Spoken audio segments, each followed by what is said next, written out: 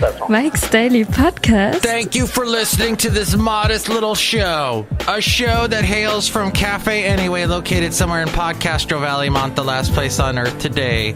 Bison Bentley, Madame Rootabega, Valentino. I sometimes wish I had an accent. I don't have an accent. I have no accent whatsoever.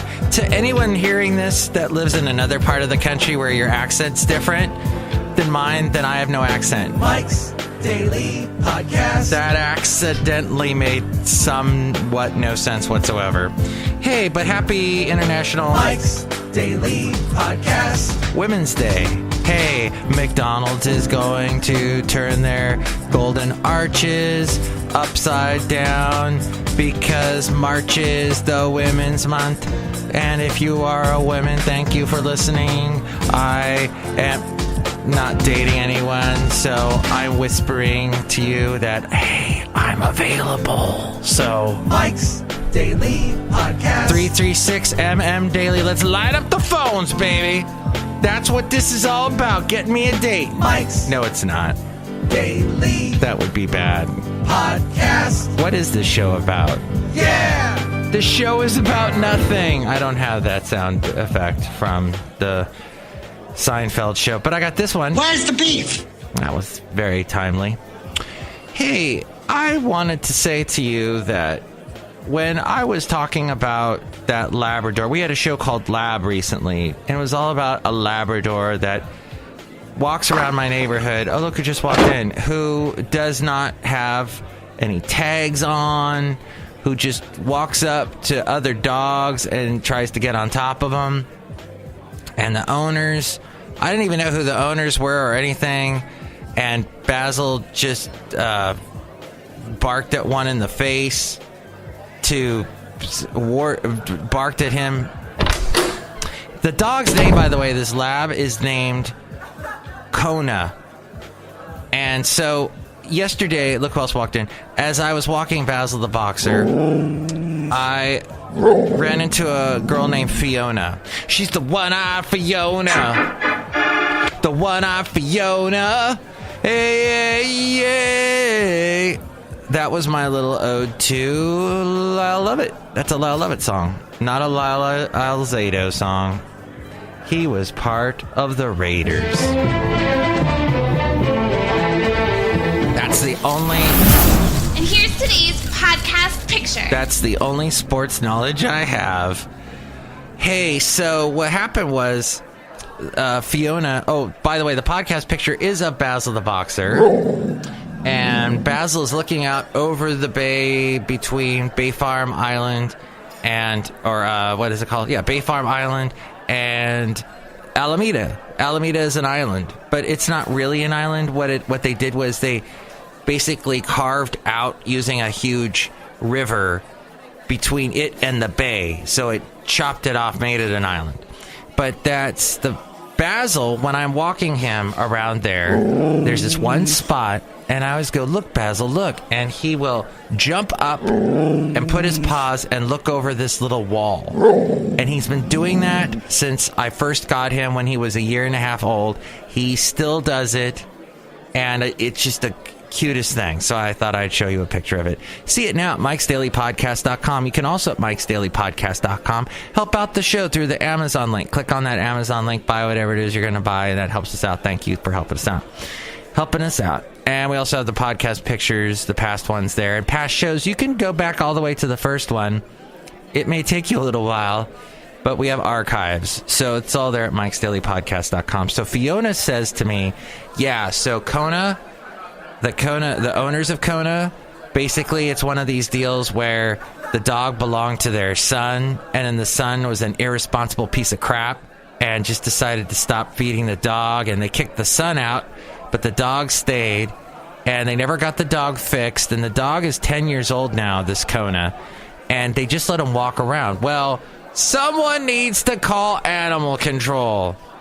And it may be yours truly, because that's all kinds of wrong. That dog walking around the neighborhood, humping other dogs. And she told me, and Fiona is this young gal who goes to school, goes to college out of state, and she was just happened to be in state as I spoke to her yesterday. Obviously, she would have to be in state for me to speak to her. But she said that she once was walking her dog, and suddenly Kona came out of nowhere and tried to hump her dog, and it was scary, and she's, what am I supposed to do? And she's very caring about animals, so she's trying to find the owner of the dog, and Kona just is this big lug lab. So she told me all this knowledge, and apparently her mom, Fiona's mom, asked the owners a bunch of questions and got all this information. So that's what I found out about Kona. So I guess it's all right for my dog, Basil the Boxer, to just bark in his face and tell him to back off, man. I'm a scientist. So that was my story about that. And Jared Kushner apparently has a balloon payment coming up on his property in New York it's on 5th Avenue. And do you know what the address is? Hey, this is for all you, since Jared Kushner is part of the Republican Party, part of our president's administration, our Republican president's administration, all you Christian conservatives out there, his property is at 666 5th Avenue. So basically, Jared Kushner's the devil. Just wanted you Christian conservatives out there to know. I work for a Christian conservative company, and one of the shows they have on this network that they have is a guy named Dennis Prager.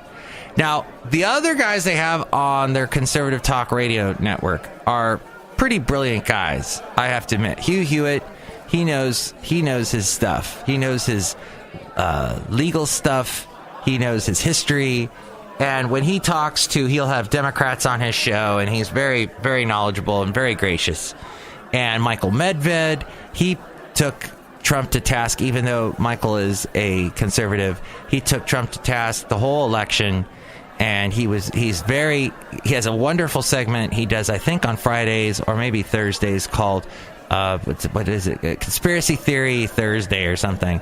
And these conspiracy theorists call in, denying that we landed on the moon, denying a bunch of stuff, and Michael Medved, whose father was a scientist, back off, man, I'm a scientist, talks to them about all this stuff and debates them, and it's wondrous. But Dennis Prager, I don't know what his bona fides is, because, man, he just gets on the air and all he says is, liberals are trying to destroy the country. Liberals are, about 5 times an hour, he has something to say that goes, liberals are going to kill you. Liberals are hiding in your closet and with a knife, and they're going to stab you dead. Basically, that's what he says his whole show, and doesn't have anything. Any group that's not Christian conservatives, he goes after. So if you are gay, he goes after you. If you're a woman, he goes at women shouldn't have all these rights. Like I don't know how he stays on the air, but apparently he tours the country with Adam Carolla, the big podcaster dude who used to be a host on The Man Show with Jimmy Kimmel. And that is a whole other story, because they used to have a guy on that show called The Fox who would play the piano and then drink a beer in one gulp. And my mom used to work for that guy, The Fox. The Fox has long since passed, but yes, so that was a whole interesting story. I went into that on a podcast called Hibby about a month ago, when my mom's friend Hibby passed away, and both my mom and Hibby used to work for The Fox. But backing it up, beep, beep, beep, way up. So Dennis Prager, I don't get him. I guess he conducted the Santa Monica Philharmonic Orchestra, and he's a smart guy. He throws out big words, unlike yours truly. And Mike the engineer got a haircut. Good for him. Wow. Looks good. Wow. So my whole point being that a bunch of people walked in, and I didn't say hi to him. Hello, Michael Masters, Madame Rootabega, and yes, I've been just standing here. This is Valentino, the parking attendant. And this is Bison Bentley. Do you know that? Hey, guys. So, you can tell when I know someone else is in the basic vicinity. I have a tough time doing the character voices. And that's just how it is. Let's zip through the news real quick.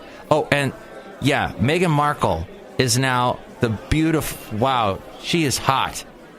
And she's going to be a royal. Because we'll never be royals. You were supposed to do the high part there. Meghan Markle is now a fully fledged member of the Church of England.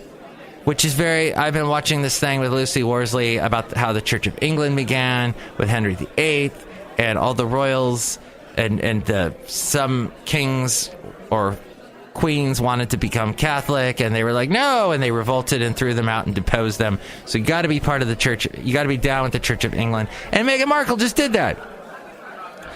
She's an American actor who's lovely and was reportedly baptized and confirmed in a secret ceremony at St. James Palace in London this week. The Archbishop of Canterbury, Justin Welby, administered the Justin Welby administered the Holy Sacrament in a 45-minute service, rather quick, on the Tuesday evening at the palace's Chapel Royal with her fiancé Prince Harry by her side. Aw, isn't that romantic?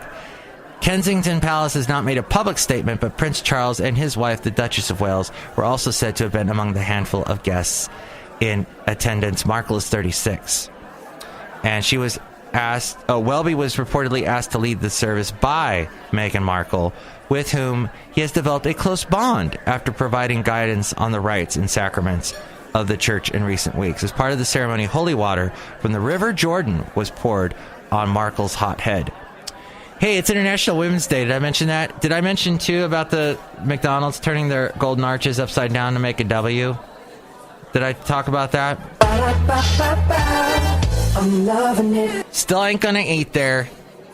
Hope Hicks, and I don't know many women that eat there. It's a guy thing. It's a white guy thing, from what I can see. I know that I'm way off with that, but man, I see big, overweight white guys eat there a lot. That's just what I see. I mean, a whole lot. Oh yeah, how much? A lot. Hope Hicks, a day before she resigned as White House Communications Director, she told the House Intelligence Committee that one of her email accounts was hacked. What? Then the Trump administration had just failed to stop a climate lawsuit brought by 21 kids. A federal climate change lawsuit brought by a group of 21 kids and teenagers. This was an appellate court ruled yesterday. Amelia Earhart. Scientists are not... And you know, back off, I'm a scientist. A scientist... But I'm not. I am not. A scientific study claims to shed new light on the decades-long mystery of what happened to Amelia Earhart. Richard Jantz, an emeritus anthropology professor at the University of Tennessee, argues that bones discovered on the Pacific island of Nikamaroro in 1940 were likely Earhart's remains.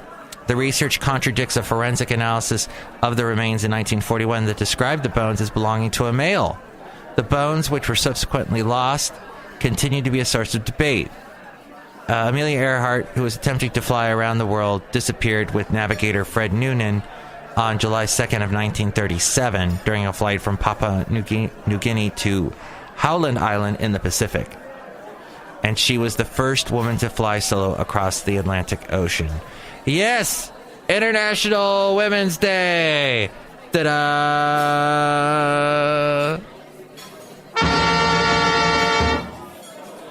That was my little musical number for today's show for the women of the world. Feed the world, make it a better place. The Florida gun law is going to be passed today. Governor Rick Scott said, hey, we got to have a law. That's very not, and he's a Republican, very not like other Republicans that are just, NRA, man, NRA all the way. And, oh, you know what? We can't you can't change any rules at all, because the NRA won't let us. So, no changing the laws.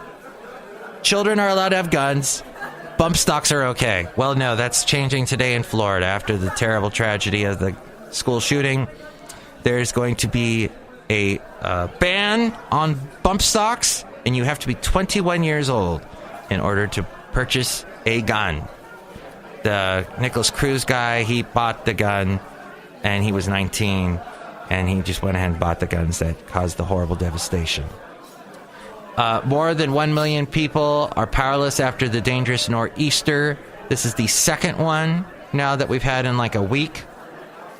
And the Forest Service chief has quit amidst harassment allegations. U.S. Forest Service Chief Tony Took announced his retirement. There's a sexual misconduct investigation against him.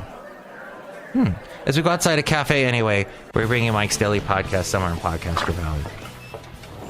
Well, my shows have been shorter lately. I hope you don't mind about that. It's not an accidental thing. It's just sort of a thing. And I need to come up with a name for today's show that honors women.